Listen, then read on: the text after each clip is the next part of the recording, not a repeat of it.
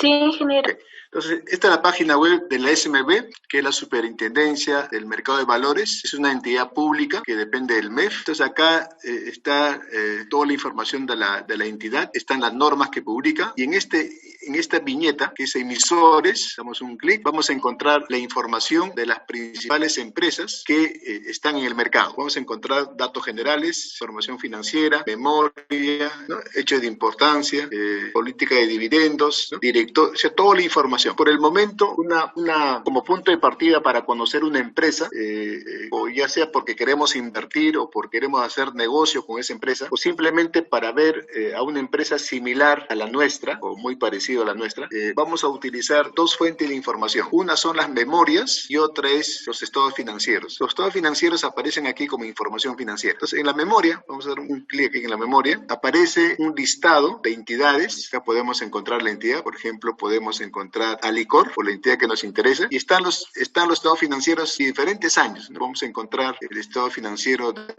la memoria del año 2019, y encontramos aquí. Por momentos, como sabemos, el internet es un poco lento, puede demorar, salvo que el archivo sea muy, muy pesado. Vamos a buscar otro. Sí salió, está la memoria. Entonces, acá está la memoria. Vamos a dar un clic en este archivo. Dice estructura accionaria. Debe estar en otro archivo. Vamos a regresar y a salir. A ver, vamos a volver a entrar. Entonces, debe ser el siguiente documento de este archivo. Ya, es un documento que lo que resume es la gestión de la empresa. Aquí está el resumen. Aparecen datos generales, cuáles son las operaciones, quiénes forman la plana gerencial y toda una información correspondiente a la empresa. Entonces, uno da una lectura. Este es un documento formal, oficial, firmado por el representante de la empresa. Usualmente es el gerente general o el gerente de administración y finanzas. Están las diferentes empresas que forman parte del grupo, concepto de corporación, y bastante información. Normalmente esta información, repito, uno lo revisa para hacer algún negocio o para trabajar o simplemente por cultura, en el sentido, ¿qué hace la empresa?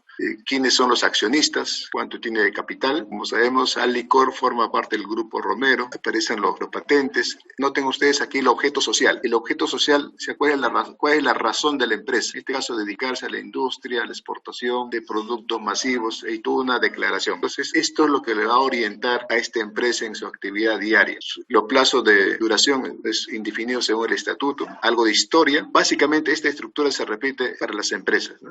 ¿A qué sector corresponde? Normalmente años comparativos, 2018, 2019, en términos de volumen y en términos monetarios, ¿no? La que está en azul es en volumen y la que está en rojo son en moneda, por sectores, variables exógenas al negocio, un poco para entender cuál es el comportamiento de la actividad empresarial. Están lo diferente, la venta que realiza por producto, siempre comparando años, cómo está la competencia, otros negocios masivos, o sea, información que te permite conocer a la empresa. La memoria sintetiza la información de la gestión de la empresa, en este caso del año 2019, comparativamente con los resultados del año 2018. Entonces, es un documento que hay que revisarlo, es un documento que se publica una vez al año, es un documento de referencia muy importante. Y así podemos revisar la memoria de las empresas que nos interesen. Vamos a regresar ahora a emisores y pasamos a información financiera. En información financiera vamos a tener empresas, vamos a buscar nuevamente Alicor, y vamos a ver anual, comenzamos con el anual del año 2019 y buscamos. Y ahí van a aparecer una serie de archivos. Lo que nos interesa es el estado financiero auditado. Eso se ubica con el nombre de estado financiero y dictamen. Auditado, lo voy a pasar con el archivo. Bueno, auditado, este es Alicor, podemos elegir otra empresa, pero estamos trabajando con Alicor. El auditor ha sido Ernst & Young. Una sociedad auditora es una empresa independiente al grupo, es una sociedad independiente al grupo que analiza minuciosamente los estados financieros que han sido preparados por la empresa y al final dictamina, conclusión muy importante, su opinión. Y la opinión que dice, en la opinión de los auditores, los estados financieros que ha revisado, que han sido preparados por la empresa, presentan razonablemente en todos sus aspectos significativos la situación financiera de la empresa al año 2019 comparativamente con el año anterior. Muestran el estado de situación financiera, el estado de resultados y el flujo de efectivo. Y firma esta sociedad independiente. comienza con los estados, el estado de situación financiera. Es importante notar dos cosas, ¿no? La unidad, en este caso están en miles, y estas notas hay que leerlas, ¿no? Por ejemplo, ¿qué significa efectivo, equivalente a efectivo? Eso es lo que antiguamente en contabilidad llamábamos caja bancos. Ahora con la NIF esto ha cambiado. En lugar de caja bancos aparece efectivo y equivalente a efectivo. Vamos a ir a la nota 3, para ilustrar. La nota 3, parece que me he pasado. Parece que me he pasado, ¿no? Pero página 34. ¿La página? 34. No, pensé que era extenso este documento. Ok, ahí está la nota 3. Entonces, efectivamente, en la nota 3, efectivo, equivalente a efectivo, aparece los importes en caja y cuenta corriente bancaria, aparecen depósitos a plazo. O sea, es el dinero que dispone la empresa en efectivo. ¿Ok? Regresemos. Y es importante leer estos números conjuntamente con las notas. Este es el estado de situación financiera, en donde aparece cuánto es el activo, clasificado en corriente y no corriente, no siempre comparativo. Luego aparece el pasivo, igual pasivo corriente y pasivo no corriente. Luego aparece el patrimonio. Y a continuación viene el estado de resultados. Empieza con las ventas, llega la utilidad bruta. Luego aparece el estado, esto es utilidad neta y todo un desagregado tipo contable. Luego viene el estado de cambios en el patrimonio. Este es el estado que no comentamos ayer. Este es el cuarto estado. Luego aparece el flujo de efectivo, donde empieza con las cobranzas, y aquí justamente separa propiamente lo que es la parte operativa, lo diferencia de la parte de adquisiciones, que son inversiones, y luego separa lo que es la parte de financiamiento, y así va llegando hasta el final, que es la caja final del ejercicio. Estos importes se empalman al estado de situación financiera. Entonces, para empezar, en cualquier actividad empresarial, o cuando ustedes empiecen a elaborar su actividad en una empresa, o cuando van formando una empresa, lo mínimo que tenemos que hacer, y una fuente de información muy útil y importante para conocer a las empresas, es una información pública que está publicada, valga la redundancia, en la página web del SMB. Aquí están en general las empresas medianas y grandes, algunas empresas pequeñas bajo una normativa especial. La memoria anual es el resumen de la gestión de la empresa. Los estados financieros auditados están preparados por la empresa y han sido analizados por una entidad independiente que son los auditores, y luego trimestralmente vamos a encontrar los estados financieros que se llaman estados financieros de situación. Ok, entonces vamos a trabajar analizando alguna empresa de particular interés por los años 2018 y 2019. ¿Ok? Tenemos 30 minutos. Ok. Ingeniero, una consulta. Sí, le escucho. Con respecto a los estados financieros que se declaran, ¿tienen que ser necesariamente los estados auditados o los necesarios que ha trabajado la empresa? ¿Declaran dónde? A la SUNAT. A la SUNAT se declara, a la SUNAT se trabaja con los estados financieros que prepara la empresa. Los estados financieros auditados es posterior, es para fines de publicación. Entonces primero se declaran los estados financieros de la empresa y ya luego se declaran los estados financieros auditados. Así es. La declaración de impuestos es mes a mes, se cierra el año y luego se auditan los estados financieros, y luego de auditado se hace una rectificación en el mes de abril usualmente. ¿Y hay un plazo para presentar los estados financieros auditados? Sí, normalmente es hasta marzo. Se hacen de manera anual todos los estados financieros auditados. Los auditados son anuales, sí. Ya, gracias. Por favor, entonces trabajemos. Buenas noches. Como el avance se ha referido a los estados financieros, ¿verdad? Lo del activo corriente, eso de... Así es. Voy a presentar mi pantalla entonces. ¿Me confirma si se ve en todo caso? Sí, muy bien. Ya, para el ejemplo que yo he tomado fue para la empresa de los portales, y el estado de situación financiera que encontré fue ¿no? El de al 31 de diciembre del 2019 para el año 2019 y 2018. Y acá pues dice ya coloqué los números, ¿no? Del activo corriente no corriente, el total, el pasivo y patrimonio, corriente no corriente y el patrimonio, ¿no? Como bien sabemos, ambos totales tienen que cuadrar, ¿no? Y como ya está ya evaluado esto, pues sí se cumple que son iguales. Entonces aquí hice como que un pequeño análisis, ¿no? De cuánto ha variado, si es que ha variado o no del 2019 al 2018. En el caso del activo corriente, hemos visto que hubo una disminución, ¿no? Es decir, han disminuido en 2% su activo corriente, y el activo no corriente ha subido un 5%. Y eso se puede ver acá también para lo que es los activos, para lo que es el pasivo, los pasivos corrientes y los no corrientes, ¿no? La disminución, y para el patrimonio que hubo un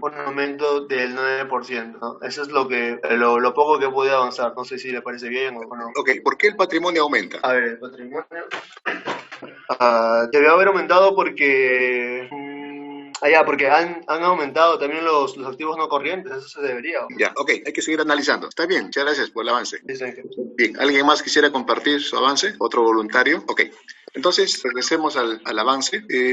Los estados financieros, pero vamos a salir un ratito. Entonces, con esta información que hay que manejarla en forma conjunta. Es decir, la memoria anual y los estados financieros hay que manejarla en forma continua. Por ejemplo, el patrimonio que su compañero ha mostrado en su avance ha aumentado porque la utilidad se ha incrementado. Ahora, hay que ver por qué la utilidad se ha incrementado. Entonces, también hay que revisar las notas. En los estados financieros, que son los tres más importantes, estado de situación financiera, estado de resultados y flujo de efectivo, tienen unas notas, entonces ahí están explicados alguna referencia de la gestión de la empresa. Entonces estos dos hay que analizarlo en forma conjunta.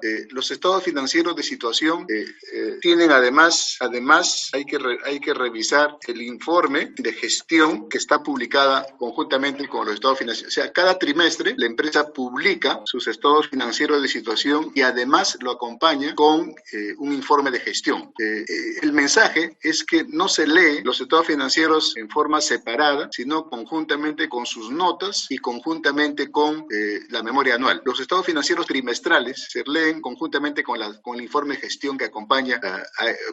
Algunos le llaman informe de gestión, en otras van a encontrar informe de gerencia. ¿Okay? Entonces, con esta lectura, lo que tenemos que hacer es, primero, hacer un análisis horizontal, vale decir, de variaciones, como la que su compañero ha presentado. El activo corriente disminuye, el activo no corriente aumenta, ¿no? Pero lo más importante es encontrar el por qué. ¿Por qué aumenta? ¿Por qué disminuye? ¿No? Es importante responder a esta pregunta. No basta con decir que aumentó 5%, aumentó 9%, sino encontrar la explicación. Y la explicación tiene que ir de la parte monetaria hasta la parte física. Es decir, de los soles tenemos que ir gradualmente disminuyendo, reduciendo el camino hasta llegar a la parte física. Me explico. Si el patrimonio, en el caso de su compañero, aumenta 9%, es porque la utilidad en soles aumentó. ¿Pero por qué la utilidad aumentó? De repente vendieron más unidades físicas, la producción fue mayor. Entonces hay que verificar los términos monetarios, ¿no? Conjuntamente o complementariamente con la parte física de cantidades, de volúmenes, ¿no? Luego, segundo, hay que hacer un análisis vertical. Esto significa, por ejemplo, considerando total de activos equivalente a 100 o 100%, total de ventas, total de ingresos por ventas a 100% y ver cómo el resto se va comportando. Por ejemplo, del total de activos, si es 100, ¿cuánto es pasivo? ¿Qué porcentaje es patrimonio? De total de ingresos, que es 100, ¿cuánto es costo de ventas? ¿Cuánto es la utilidad bruta? Es un análisis de distribución donde el total vale el 100%. Y finalmente, tenemos que hacer un análisis, que ya conocemos, de ratios financieros, en donde figuran los ratios financieros de liquidez, de solvencia, de gestión y de rentabilidad. Todo este trabajo tiene un único propósito. ¿Cuál es ese propósito? Simplemente es conocer la empresa. ¿Y por qué es importante conocer la empresa? ¿Por qué es importante conocer la empresa? Conocer la empresa facilita la administración de la información. ¿Con qué finalidad? De proyectar resultados futuros y tomar decisiones. Es importante que los estados financieros, al ser historia, te dan experiencia, te permiten ver cuáles son los factores que están influyendo positivamente, cuáles son los factores que están influyendo negativamente. Lo que son positivos hay que fortalecerlos para que sigan siendo beneficiosos y mejoren. Lo que son factores negativos hay que ver un plan de superarlo, un plan de mitigar su efecto, de modo que podamos revertirlo y en el futuro actúen a favor de los resultados de la empresa. Lo importante es que con esta información histórica nosotros conocemos, estamos preparados para proyectar y tomar decisiones. Okay. En este trabajo de proyectar y tomar decisiones, comentábamos ayer, es importante ir acostumbrándonos a proyectar el flujo de caja o de efectivo proyectado, que es una herramienta muy útil para tomar decisiones y no es una herramienta contable, es una herramienta financiera. Los estados financieros lo prepara el contador. El flujo de caja para tomar decisiones lo puede preparar cualquier profesional, solamente con un poco de criterio, que tenga las nociones de qué es entrada de efectivo, qué es salida de efectivo y luego cómo analizar los resultados. Ok, vamos a ver un pequeño ejemplo del flujo de caja proyectado. Entonces, vamos a asumir que una empresa compra una máquina que cuesta 120.000 soles, con la cual en el primer año puede generar ingresos por ventas de 80.000 soles, los que se incrementarían al 10% anual durante 3 años. Para alcanzar estos ingresos, ¿no? Los costos fijos son de 24.000 soles anuales y el costo variable equivale al 35% de los ingresos por ventas. ¿Sí? Entonces lo que nos piden es elaborar el flujo de caja y analizar si conviene comprar dicha máquina. ¿De acuerdo? A ver, por favor, tenemos a 120.000 soles. Después tenemos ingresos por ventas que ascienden a 80.000 soles en el primer año y luego hay un crecimiento de 10% anual, durante 3 años. Luego tenemos los costos fijos, caso por ejemplo de alquileres, pago de planilla, que son de 24.000 soles por año. Tenemos el costo variable que se expresa en función por cada unidad de producto, pero como en este caso no tenemos volumen físico, lo estamos implicando como un porcentaje, que es el 35% de los ingresos por ventas. Y no hay más. Por lo tanto, construimos el flujo de caja, podemos llamarlo flujo de efectivo o flujo de caja. Tenemos concepto, vamos a poner acá año 0, año 1, total son 3 años, tenemos esta proyección. Entonces, tenemos los ingresos, un solo ingreso, que son ingresos por ventas, que es el 80.000, primer año. Segundo año es 80.000 por 1 más 10%, es decir, a 80.000 le sumamos el 10%, que es lo mismo que decir 80.000 por 1.10. Fijamos la celda de la tasa de crecimiento. Creo que son 4 años, ¿no? O sea, que 10% durante 3 años. Este es un año, este es 2 años, entonces sería 4. Año 1 crece 10% inicial, primera venta, primer crecimiento, segundo crecimiento, tercer crecimiento. Son 3 años de crecimiento, ¿no? Entonces podemos colocar aquí total ingresos, o podemos usar esta fila, que es estilo de trabajo, 80.000, ya está, total ingresos. Tenemos egresos, la compra de la máquina, simplemente inversión en máquina, que se da al principio, año 0. Si no hay máquina, no podemos producir. Si no hay producción, no hay ventas. Se invierte y se produce y se vende. Tenemos costos fijos, son constantes durante los 4 años. Y ya está. Noten ustedes que a partir de aquí ya no hay datos. Todos son fórmulas. Costo variable, costos variables, que van a ser igual a estos ingresos multiplicado por esta tasa. Esta celda donde está el 35% lo fijamos, ¿no? Y tenemos total egresos o salidas, que es la suma de estos 3, total egresos. Y hallamos el flujo neto, que no es otra cosa que ingresos menos egresos, total ingresos menos total egresos, ya está el flujo de caja. Con el flujo de caja tenemos que saber si conviene o no conviene. Aparentemente convendría, ¿no? Porque con esta inversión, esta es la ganancia en efectivo que nos daría el negocio. Entonces, para analizar el flujo de caja, para analizar el flujo neto de caja, necesitamos conocer el costo del dinero. ¿Por qué? Porque no es lo mismo invertir 120.000 en el año 2020, el próximo año ganar 28, en el año 23, 33, 24, 38, ¿no? El año 2025, 45.000. Estos valores no son equivalentes a este monto. Entonces, para analizar el flujo de caja, necesitamos conocer una variable, que es el costo del dinero. Sin esta información no podríamos saber si esto es conveniente. Entonces, como no conocemos, vamos a trabajar un escenario. Escenario 1.